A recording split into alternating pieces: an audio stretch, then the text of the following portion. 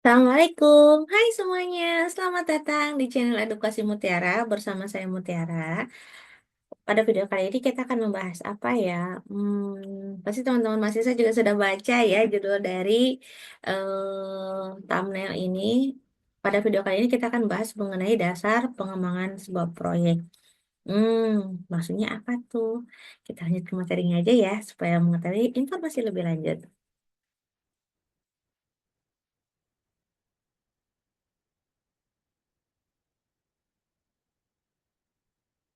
Nah, seperti yang tadi kita singgung bersama, bahwa pembahasan kita kali ini adalah mengenai dasar-dasar manajemen proyek. Nah, pada dasarnya, nanti kan kalian pada mata kuliah ini akan diajak bermain peran bila mana kalian diberikan kepercayaan untuk mengelola sebuah proyek ya. Dalam hal apa proyeknya di sini? Dalam hal misalnya kalian punya sebuah tim yang akan berencana membuat sebuah perangkat lunak gitu ya. Nah, apa aja ya yang kira-kira yang harus kita pertimbangkan dan harus kita persiapkan supaya dengan proses yang baik maka menghasilkan hasil yang baik juga karena tidak ada proses yang mengkhianati hasil ya. Mari kita bahas sama-sama. Nah, pertama-tama kita harus tahu dulu dasar-dasar manajemen proyek. Dasar-dasar manajemen proyek yang pertama itu pasti kita akan memulai sebuah proyek ya. Kita akan mencoba menginisiasi atau kita apa ya? Kita akan berkomitmen dalam memulai sebuah proyek gitu ya. Dan jadi ibaratnya kalau kalian memulai sebuah proyek itu pasti kan biasanya suka ada start date-nya dulu gitu ya. Dan kita akan mencoba menganalisis lagi ke tahap selanjutnya di mana apakah proyek yang akan kita bangun itu layak atau tidak. Makanya tahapan yang kedua adalah menentukan kelayakan proyek. Jangan sampai kita membuat sebuah proyek tapi nilai dari kelayakan proyek tersebut masih setengah-setengah gitu ya. Tapi kalau misalnya proyek tersebut memang dinilai worth it atau misalnya layak untuk dikembangkan lebih lanjut, maka kita bisa lanjut ke step yang ketiga, yaitu membuat sebuah jadwal. Nah, jadwal itu penting banget. Kenapa? Karena dari sebuah jadwal kita bisa membuat sebuah timeline di mana kita itu bisa memberikan sebuah rentang waktu yang jelas di mana proyek itu bisa kita mulai. Nah, jangan sampai proyek itu kita hanya mau berpikirkan sebuah mulainya saja, karena sebuah proyek itu harus ada awal dan akhir. Jangan sampai jadi proyek yang nggak kelar-kelar gitu ya. Kayak apa tuh? Nah, berarti proyek yang nggak kelar-kelar berarti bisa jadi saat pembuatan jadwal itu ada miss ya, di mana jadwal yang harusnya mungkin membutuhkan waktu kurang lebih 3 sampai 4 bulan itu malah jadi 10 bulan. Nah, berarti kita juga harus ada evaluasi di sana. Nah, yang ketiga adalah membuat jadwal ya. Yang keempat adalah merencanakan kegiatan. Nah, kegiatan apa saja yang dimaksud? Nah, kegiatan yang dimaksud di sini adalah kegiatan yang kita pikirkan itu apa aja. Misalnya, oh yang harus kita kerjakan pertama itu A, B, C, selanjutnya D, E, F, lalu G, H, I, dan seterusnya gitu ya. Makanya rencananya itu harus matang, direncanakan secara matang. Dan yang terakhir adalah mengelola kegiatan agar agar lebih produktif. Jadi jangan sampai kita bentuk sebuah proyek, kita hanya merencanakan aja gitu. Tapi kita nggak kelola dengan baik, kita nggak pantau kegiatan proyek kita sampai di mana, kita tidak mengevaluasi apa yang sudah berjalan dengan baik, kurang baik, ataupun bisa dikategorikan tidak baik. Nah, itu bagaimana sih cara penanganannya gitu ya. Ya, contoh sederhana apa? Misalnya, duh, kadang kebetulan video ini di-record pada saat bulan Ramadan ya. Misalnya, kita mau bukber nih. Kapan nih? Kapan? Kapan? Oke, hayu, hayu, hayu ya. Oh, tanggal sekian. Mundur, mundur, mundur, mundur, mundur sampai Lebaran. Gitu. Bukannya jadi buka bersama, malah jadi halal bihalal ya. Gitu. Nah, makanya eh, penting ya, di mana kita harus punya tim yang baik juga supaya proyek yang berjalan itu bisa lebih produktif. Nah, Tahapan yang pertama tadi yang seperti kita bahas sebelumnya adalah bagaimana cara kita memulai sebuah proyek. Nah, dalam kita menganalisis sebuah permasalahan yang ada di sebuah organisasi ataupun dalam sebuah institusi, kita juga selain mencari sebuah permasalahan, kita juga harus mencari sebuah peluang ya. Peluang penyelesaiannya apakah kira-kira punya peluang nggak untuk diselesaikan. Sehingga peluang yang kita buat itu bisa menghasilkan sebuah solusi yang terbaik. Nah, solusi terbaiknya itu seperti apa? Solusinya itu harus bisa memecahkan permasalahan yang ada di sana. Jadi jangan sampai kita membuat solusi tapi masalah yang ada itu tidak terselesaikan sama sekali. Berarti itu bukan solusi ya. Lalu yang kedua adalah peluang untuk peningkatan bisnis. Pasti ya, di mana-mana adanya sistem itu pasti harus bisa membuat organisasi tersebut memberikan sebuah peluang di mana terjadinya peningkatan dari segi sistem agar menjadi lebih baik lagi. Jadi jangan sampai kita bikin sebuah perangkat lunak, tapi perangkat lunak tersebut tuh malah mempersulit si penggunanya. Nah, itu jangan. Pasti harus bisa peningkatan sistem, perubahan sistem, misalnya yang asalnya manual ke terkomputerisasi, penginstalan sistem yang baru, dan beberapa instruksi yang berkaitan dengan bagaimana si proyek ini bisa sesuai dengan SOP-nya, sesuai dengan aturan yang ada gitu.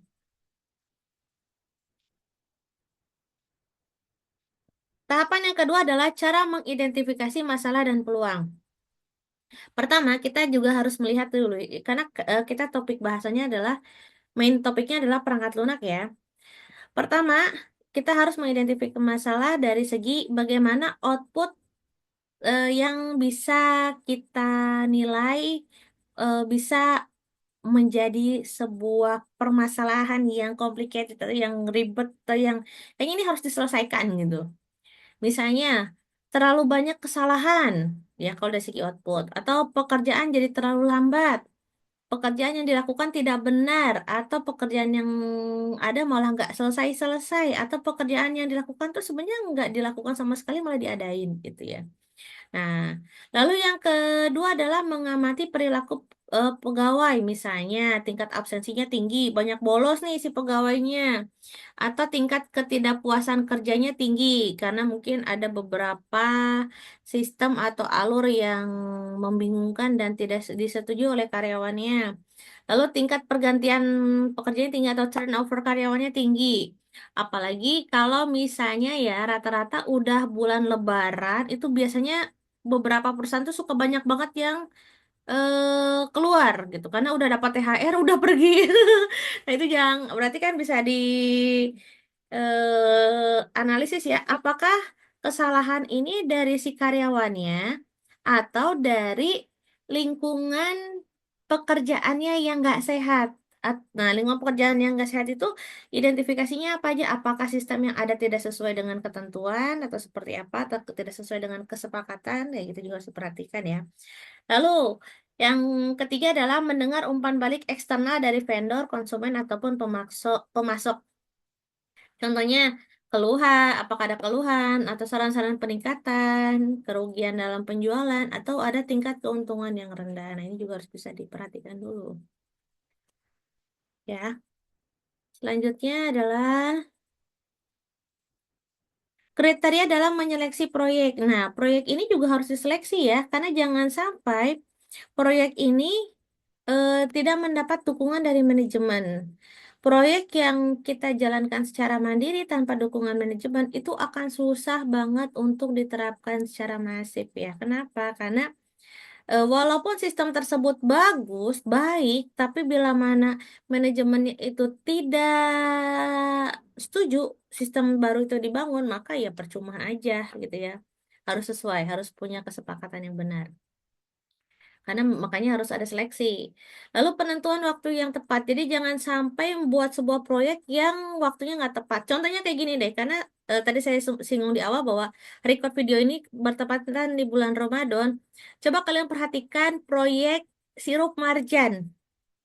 pernah nggak ada iklan sirup marjan selain bulan Ramadan atau sebelum 100 hari sebelum bulan Ramadan? Kayaknya nggak ada ya. Nah, sirup marjan itu pasti em, menawarkan produknya itu 100 hari sebelum bulan Ramadan sudah mulai tuh ada iklan-iklannya, teaser-teasernya, teaser-teaser videonya sampai akhir bulan puasa gitu. Dan biasanya penjualannya masif gitu, banyak gitu, banyak yang beli gitu karena jadi ikonik di mana bulan puasa itu sama dengan sirup marjan. Yang notabene gula doang. Kita sudah puasa mengurunkan kadar gula malah jadi naik lagi ya. Ya begitulah ya. Nah, makanya berarti kan ada penentuan waktu yang tepat. Jadi walaupun waktu promosinya mereka singkat, tapi penjualannya banyak masif ya. Nah, itu juga berarti proyek yang mereka bentuk itu sesuai dengan waktunya gitu.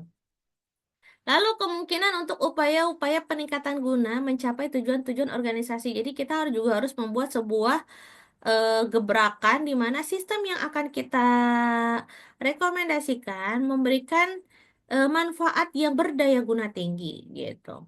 Lalu sumber dayanya bisa digunakan oleh penganalisis sistem dan organisasi. Jadi jangan sampai bikin sistem tapi orang-orang yang pakainya nggak ada yang ngerti gitu. Lanjut, proyeknya lebih bermanfaat dibandingkan bila organisasi menginvestasikan sumber daya atau sumber lain yang dimiliki dengan cara lain. Jadi kita ibaratnya harus memberikan eh apa ya?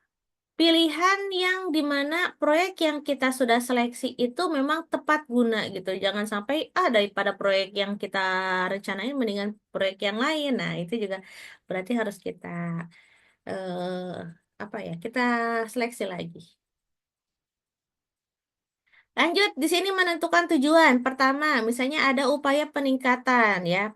Upaya peningkatannya dalam hal apa? Misalnya mempercepat proses, mempersingkat proses dengan mengurangi birokrasi yang terlalu panjang atau tahap-tahapan yang tidak perlu, menggabungkan lebih dari satu macam proses, lalu mengurangi kesalahan di dalam input dengan mengubah bentuk dan tampilan layar. Misalnya kalau ada trouble diperbaiki, mengurangi penyimpanan yang berlebihan, mengurangi output yang berlebihan, dan meningkatkan integrasi sistem dengan subsistem. Nah, ini pasti ya. Tujuan perusahaan di sini yang harus kita perhatikan lebih lanjut di mana sistem yang akan kita atau sistem yang akan kita bangun pada proyek ini itu harus menunjang dari tujuan perusahaan. Apa saja? Misalnya, upaya meningkatkan keuntungan perusahaan. Yang kedua adalah mendukung strategi kompetitif nasional. Yang ketiga adalah meningkatkan kerjasama dengan para vendor dan partner perusahaan, meningkatkan dukungan operasi-operasi internal sehingga barang dan jasa bisa diproduksi dengan efektif dan efisien. Lalu meningkatkan dukungan keputusan internal sehingga keputusan yang dihasilkan bisa lebih efektif. Jadi jangan sampai proyek kita ini malah berseberangan dengan tujuan perusahaan ya. Nah, dua poin terakhir di mana adanya meningkatkan mutu layanan bagi konsumen dan meningkatkan moral pegawai. Nah, masih di menentukan kelayakan, ada tiga unsur dasar kelayakan. Yang pertama ada dari kelayakan teknis, ekonomis, maupun operasional. Dari segi teknis adalah memberi nilai tambah bagi sistem yang ada.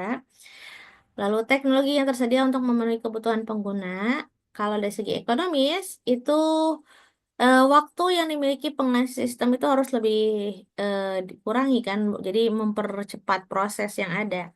Biaya studi sistem, biaya biaya waktu pekerja untuk studi yang dilakukan, perkiraan biaya pekerja keras, biaya perkiraan biaya perangkat keras, hardwarenya, softwarenya.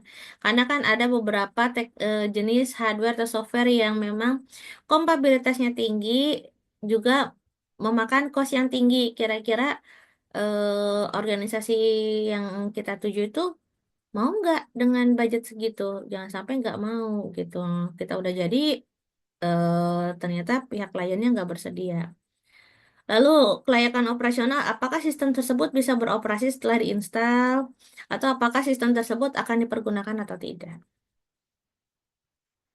Nah, selanjutnya adalah kegiatan perencanaan dan kontrol. Nah, dari segi perencanaan, seleksi tim itu wajib banget baik ya. Kenapa? Karena kita juga sebagai kepala proyek, berarti ya, kita yang memimpin sebuah proyek, kita juga harus bisa menyeleksi tim. Contohnya gini, mahasiswa diberikan tugas oleh seorang dosen untuk membentuk tugas kelompok. Nah, ketua kelompok itu bisa memiliki kekuasaan untuk memilih teman-teman mahasiswa mana yang bisa diajak kerjasama, gitu ya. Dan memang ketua kelompok itu punya kewenangan untuk menyingkirkan anggota mahasiswa yang tidak ada kontribusinya sama sekali, kecuali ya ketua anggotanya masih memberikan empati ya, itu kembali lagi ke. Tapi kalau dalam sebuah dunia pekerjaan nggak ada empati-empati kayak gitu, biasanya kalau dia nggak bisa ya udah go gitu ya.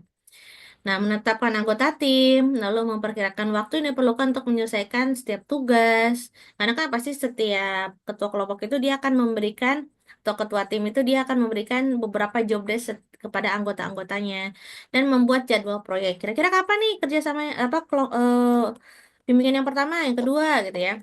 Lalu kontrol, membuat perbandingan antara rencana proyek dengan hasil aktual. Jadi hasilnya seperti apa nih yang di antara perbandingan dengan hasil aktualnya.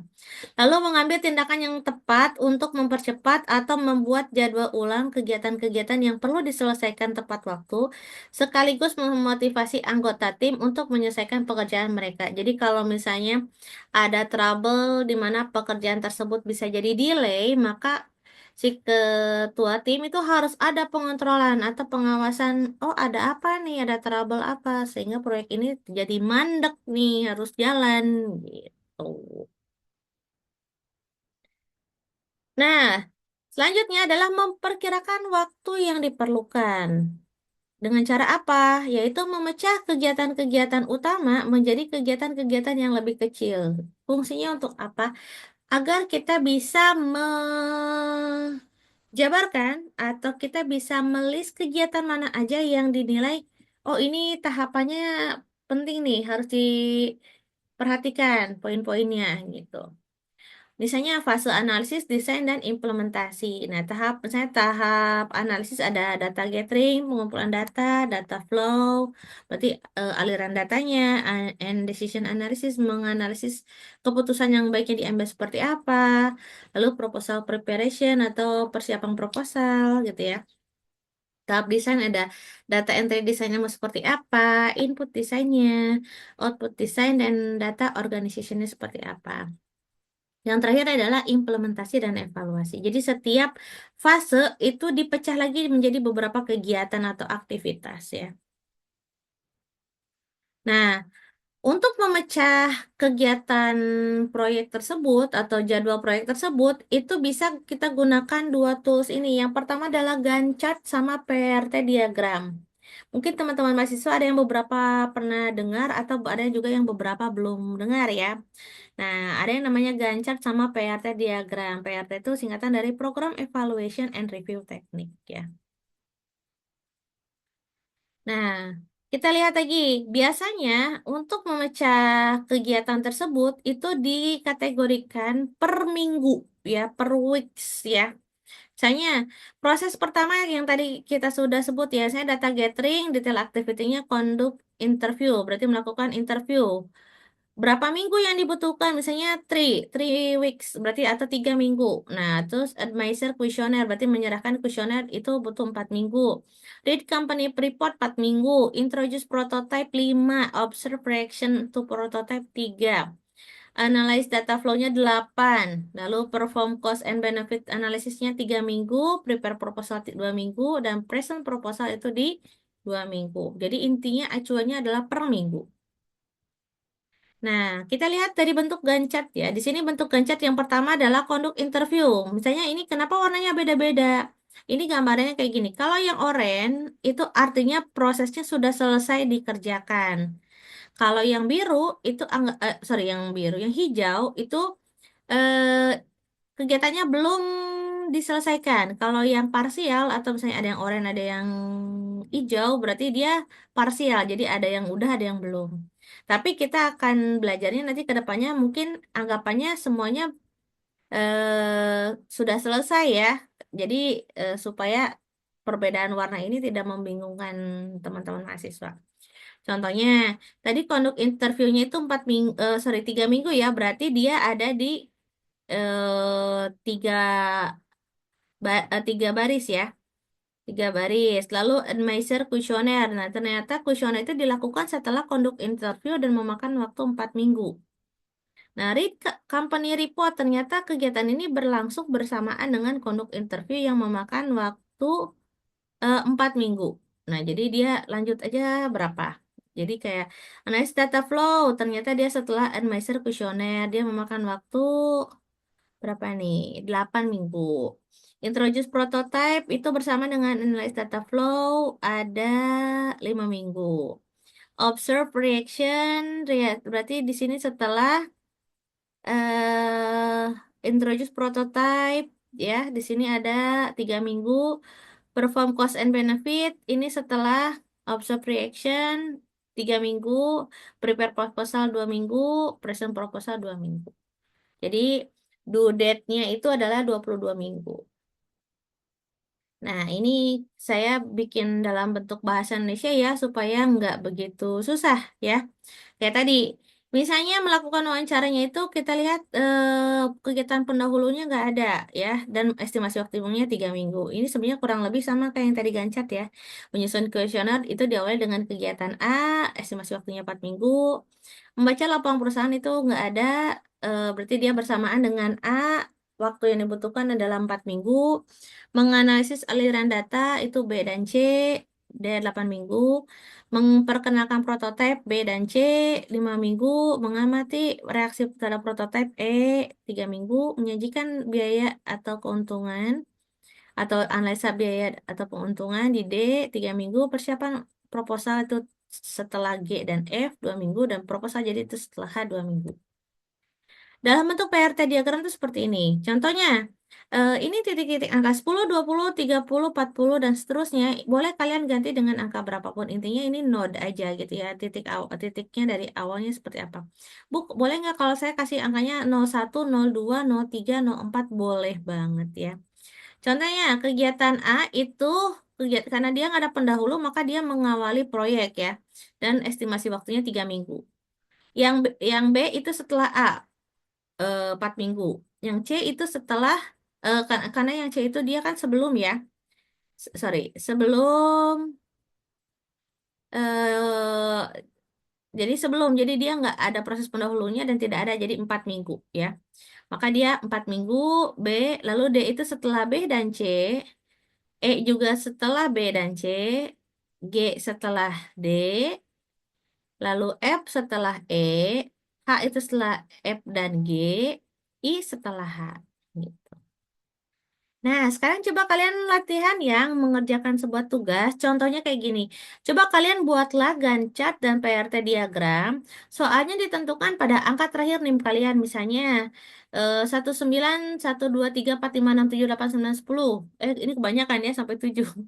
19, 1, 2, 3, 4, 5, 6, 7. Nah, endingnya angka 7. Berarti kalian mengerjakan soal di kategori soal ganjil, karena soalnya ini hanya 2 dan genap dan ganjil saja ya. Papernya dibentuk dari Word dan dikumpulkannya di Simakwastu ya. Nah, ini untuk soal yang akhiran NIM ganjil, dan ini adalah akhir soal dengan akhiran NIM genap. Jadi kalian hanya membuat Gantt chart dan PRT diagram aja dari satu soal ini ya. Jadi satu soal jawabannya ada 2 gitu ya. Nah, ini untuk yang PRT diagram, PRT diagram dan Gantt untuk yang akhiran NIM ganjil. Kalau yang ini yang akhiran NIM genap ya. Nah, silakan dikumpulkan untuk pengerjaan waktu. Ini saya taruh sampai tanggal 30 April, 30 Mei, astagfirullah, 30 Maret 2025 ya. Kalau untuk teman-teman mahasiswa yang tidak mengikuti perkuliahan saya, sebenarnya topik materinya hanya sampai Gantt chart dan PRT diagram aja. Tapi kalau misalnya kalian mau coba latihan dari materi yang ini dan mau coba mengerjakan PRT diagram dan Gantt-chartnya juga boleh banget ya.